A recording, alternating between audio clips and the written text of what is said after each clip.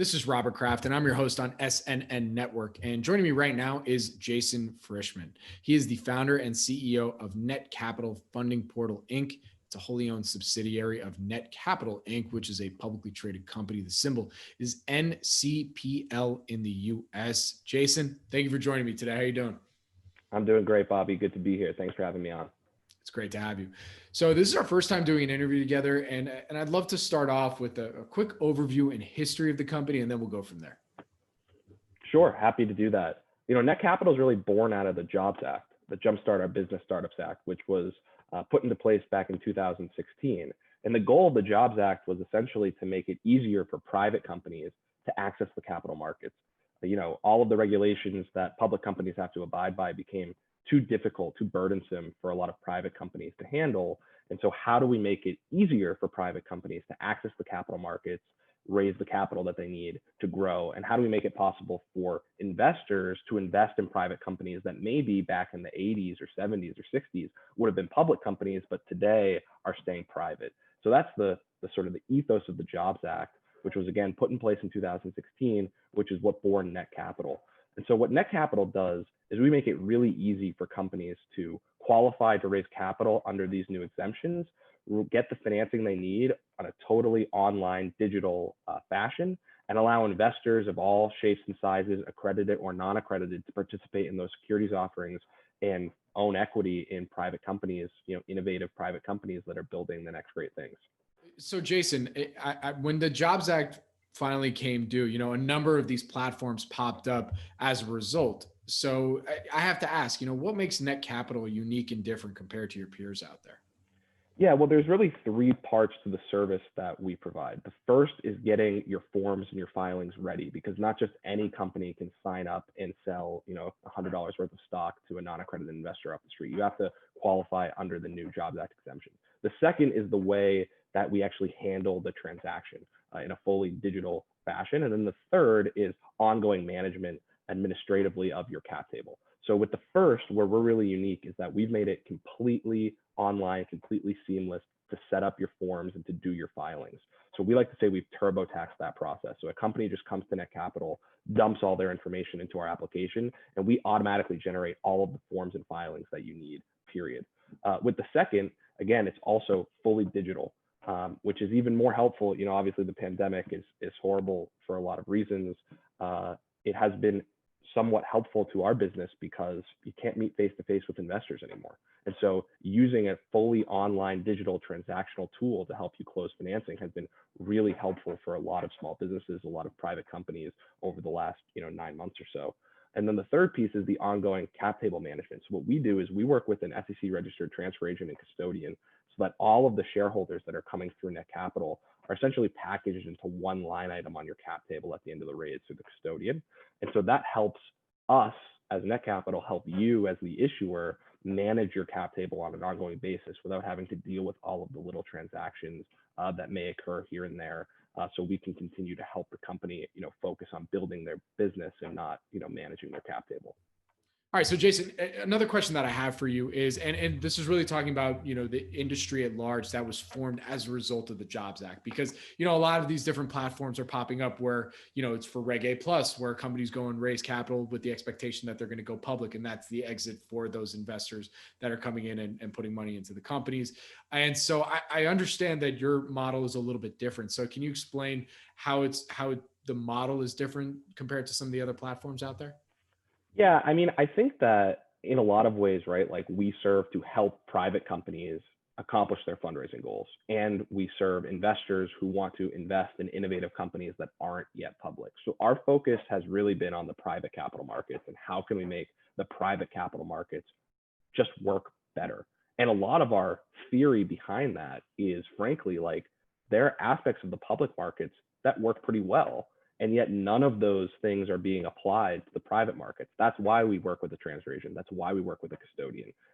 That's why we think about transferring securities within Netcapital the way that we do, because that's how it works in the public market. So we're trying to sort of apply some of those benefits that companies might get by being public to being on Netcapital as a private company. And that's sort of where our mindset is at all times, which is how can we help a company accomplish their fundraising goals, connect to the capital markets, while still, being able to operate as a private company, essentially. And so we feel like we've done a really good job of accomplishing that. And we also think, we're serving the other side of our user base very well as in addition, because, investors have been getting locked out of, really exciting private companies for the last, 3 decades, where all of the gains are happening basically while the company is still private. And then once the company has proved without a shadow of a doubt that they're, $1 billion or a $5 billion or a $10 billion company, then that company can go public, and you as a regular old investor could finally get the opportunity to participate in Uber or Slack or Snapchat or name your big company. So really what Netcapital is, you've digitized the VC model in a way where am I a little off with that, or what do you think? I don't think you're too off on it. I think that VCs serve a very different role in the private capital markets, and I think that it's not competitive. Like Netcapital is not competitive with VC. First of all, very small subset of private companies even qualify to be the type of company that a VC would be interested in, right? Like you have to be on that hockey stick path, you have to have that path to IPO, et cetera, et cetera. And then beyond that, even if you were a company on that path, Netcapital is a phenomenal addition to a potential capital raise, because part of what you get from Netcapital is not only the ability to raise digitally, but the ability to raise from the people who care most about your business. And there's a lot of value in earning true fans and true brand ambassadors.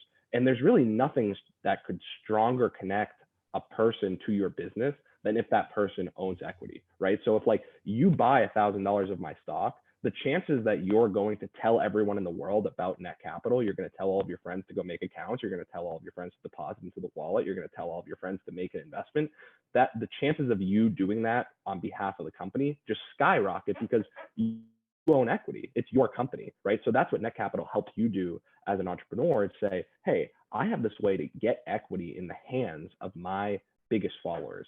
And right, that's not something, obviously VC has other benefits, but this is one benefit that we have that I think is really critically important, and especially important to the larger, more established private companies who have chosen to work with us.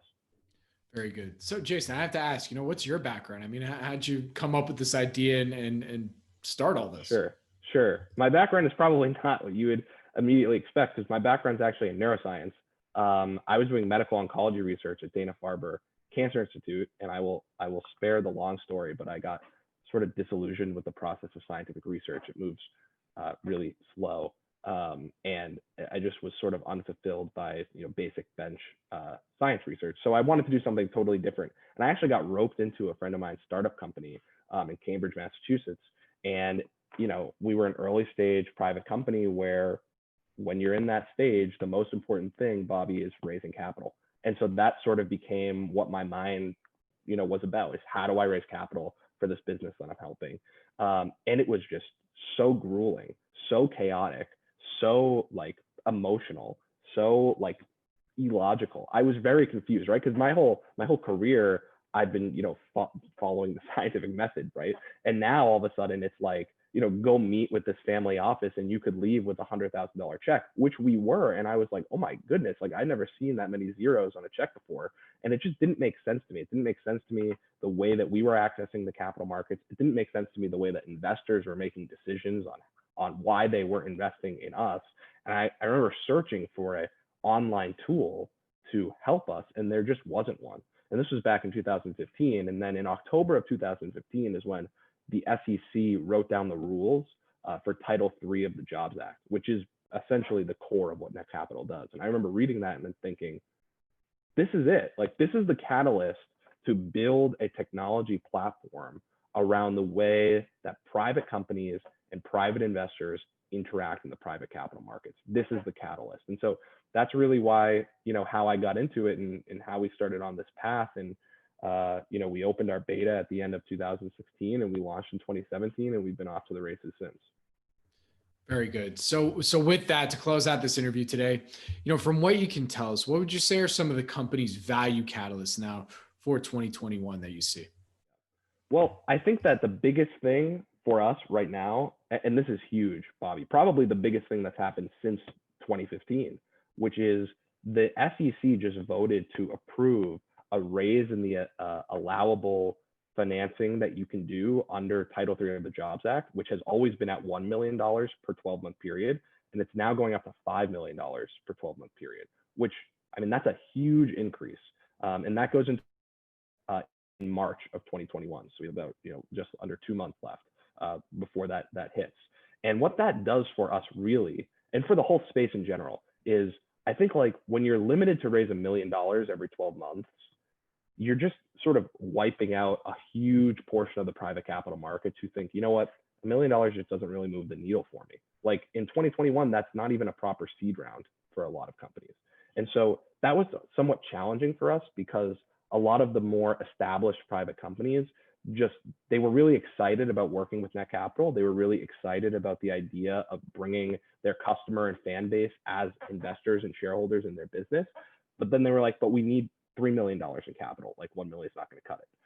And so now with this change that's coming in March, I see a huge opportunity for us to scale and to meet the needs of larger private companies that are going to want to raise up to that $5 million cap.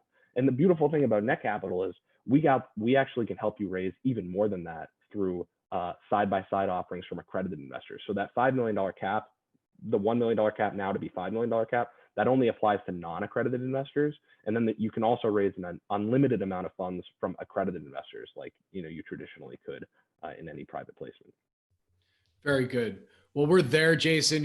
Where can our audience go and find more information to follow along the Netcapital story? Yeah, so you can go to netcapital.com. That's our website where you can see, all of the offerings. You can make an account and you can check in on what's going on. You can also go to netcapitalinc.com. That's our public company website if you want any information on our filings or where to get more information about NCPL. Very good. Well, Jason, thank you so much for joining me today. I really do appreciate it. Good luck, stay safe, and I look forward to our next update. You as well. Thanks, Bobby. Thank you.